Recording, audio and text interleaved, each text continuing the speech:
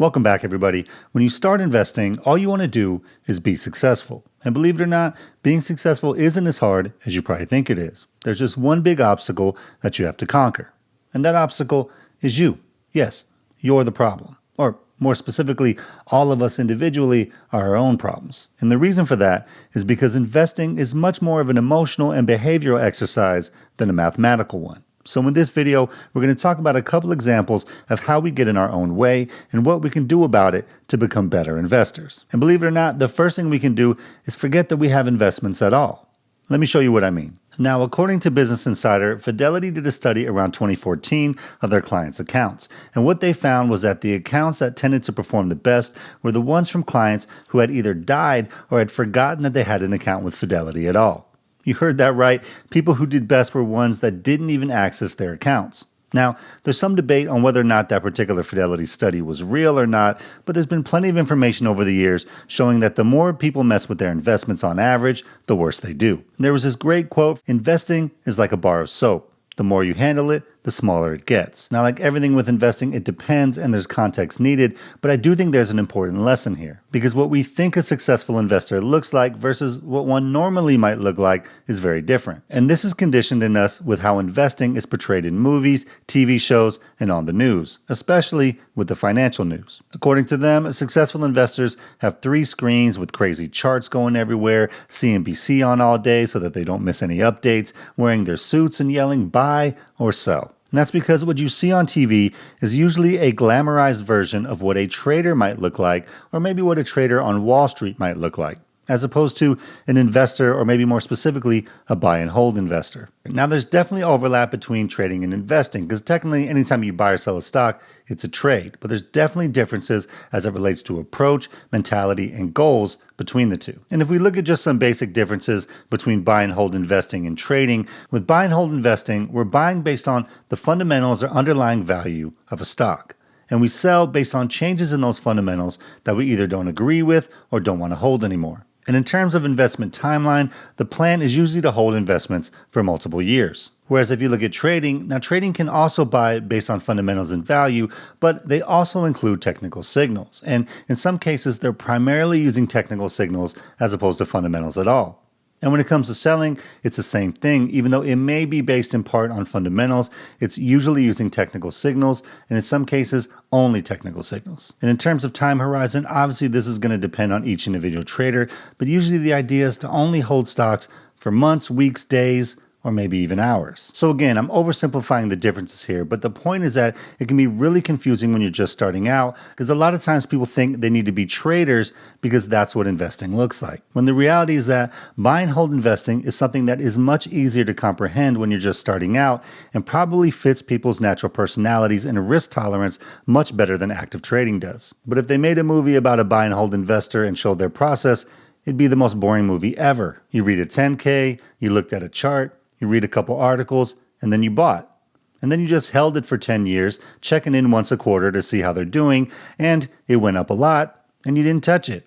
Yeah, fascinating. Rotten Tomatoes is going to hate it. And so instead, we get movies like Dumb Money, where the message really comes across as blindly hold a stock just because another person does, and have some romanticized belief that you're, quote, sticking it to Wall Street by doing that. And just to be clear, I actually thought the GameStop and Wall Street bet stuff was fascinating when it happened because it had so many parts to it that were interesting. It showed the power of an online community and what it could do, and the power of just one single person on YouTube who liked digging into stocks and had some contrarian ideas. And all that was amazing. And in general, the movie was entertaining. But when it comes to actually investing, the movie pushes ideas that, in my opinion, hurt people more than help. Because investing for most people probably shouldn't be very entertaining. It should probably be pretty boring. Which brings me back to my point.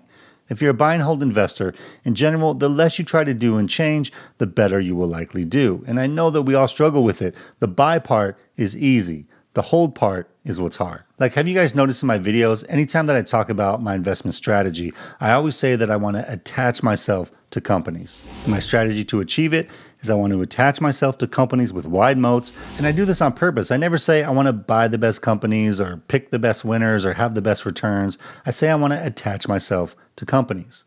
because my mindset is that I'm buying parts of businesses, and hopefully great ones. My ideal holding period is forever if they keep doing well and their dividend growth continues on to where I get a nice income stream in the future, just like a business owner might view their own business.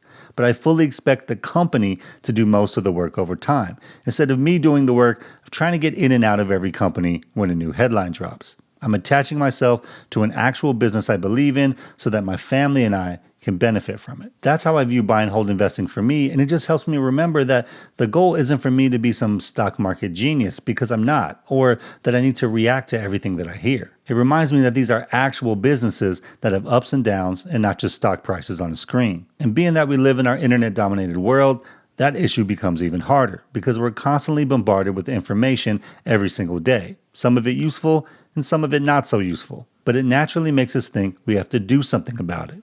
But we don't.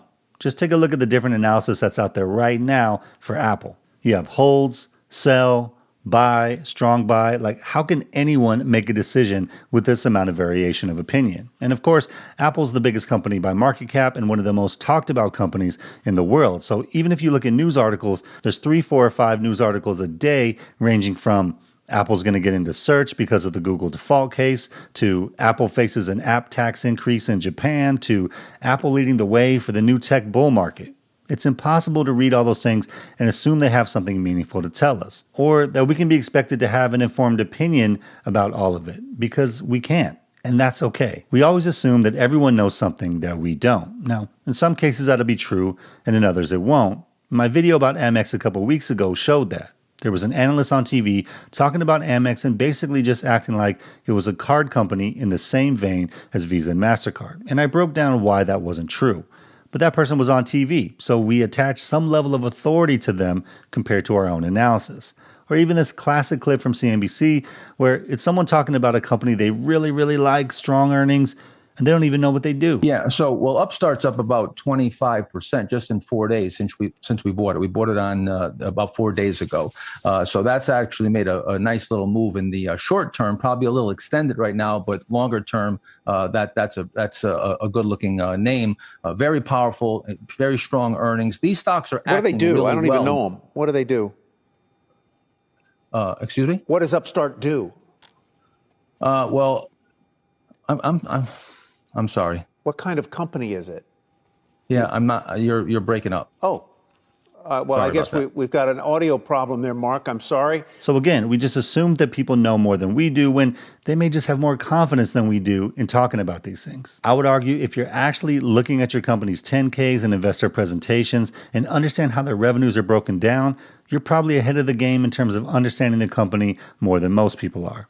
So while it's human nature to wonder if we got something wrong or if we made a mistake or something's changing, it's more important to focus on the criteria that you defined for your investment when you bought it, and concentrate on monitoring that as opposed to trying to catch and process every headline. And look, worst case scenario, you may have times where you're just wrong, and that's okay.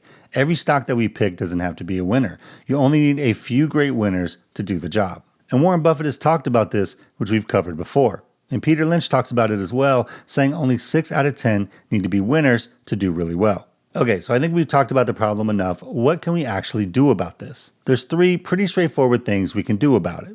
1, do your research up front and know why you bought a company. Make sure that it fits your investment goal and strategy, like we talked about last time, and make sure you understand the key things that you bought it for and what you expect of the company going forward. That way you know what you're expecting to hear and see from them as time goes on. Which brings me to the second thing that we can do. 2, monitor your companies and evaluate their progress based on your original investment idea and not the headlines. We know the market can have wild, irrational swings, and we know that headlines can be misleading, and it makes us worry. But if you did your research up front and you know what you expect from your companies, then we should monitor them with that in mind instead of whatever's in the news for the day. Now here's a couple examples from my own portfolio. When I bought Walmart, it didn't meet my criteria for dividend growth, but I liked the company and their outlook, and I projected that they would start increasing their dividend at higher levels. They usually announce that in February, so we'll see what it is and if it meets my expectations. But up until then, they've been continuing to grow revenue and profits, and that's okay. Sure, the Ozempic news came out that people would spend less, the retail theft and shrink news came out that retail stores were getting hit hard. But none of that really matters to me because I have something concrete that I'm looking for and expecting from them, and I'm going to monitor it with that in mind. Another example I had was Starbucks. I love their core business and their dividend growth, but they had some operational challenges that they were working through. So each quarter, I'm obviously watching their dividend growth to see if it continues to be at a good level, which they just raised it 7.5% in September. And then from a business perspective, I'm seeing how their growth and operations stories unfold.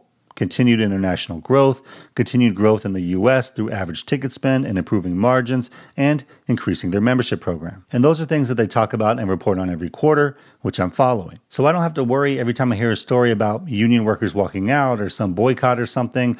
Unless it shows up in the numbers in their quarterly earnings, I'm not going to worry about it. And I think history has shown, especially nowadays, the headlines and articles are a lot more scary than the reality most of the time. And if it ends up that all the stories are true and they report earnings and the stock tanks, then okay, I'll chalk it up to a loss or getting a smaller gain than I would have had. But I think more often than not, it turns out to be nothing. And then lastly, the third thing we can do is simply stop looking at all this stuff so much. And as much as I love the internet and what it's done for us, when it comes to buy and hold investing, it's a gift and a curse. Because we have access to so much great information to learn about companies at our fingertips as retail investors. But it also means we have to deal with the constant barrage of new information, emails, alerts, tweets, all with varying degrees of reliability, tone, and truth.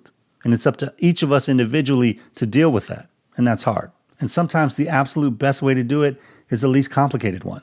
Just put your phone down, close your laptop, head outside, play with your dog, go meet your friends for lunch, or call your mom and talk to her for a while. Just think about it this way. If your investment time horizon is years, every time you decide to look at your phone for that fourth or fifth article about Apple, you're making it that much harder for yourself to actually stay the course. So whatever stock that is may or may not end up being a winner for you, but the studies show that it's more likely to be one if you just put your phone down and go outside.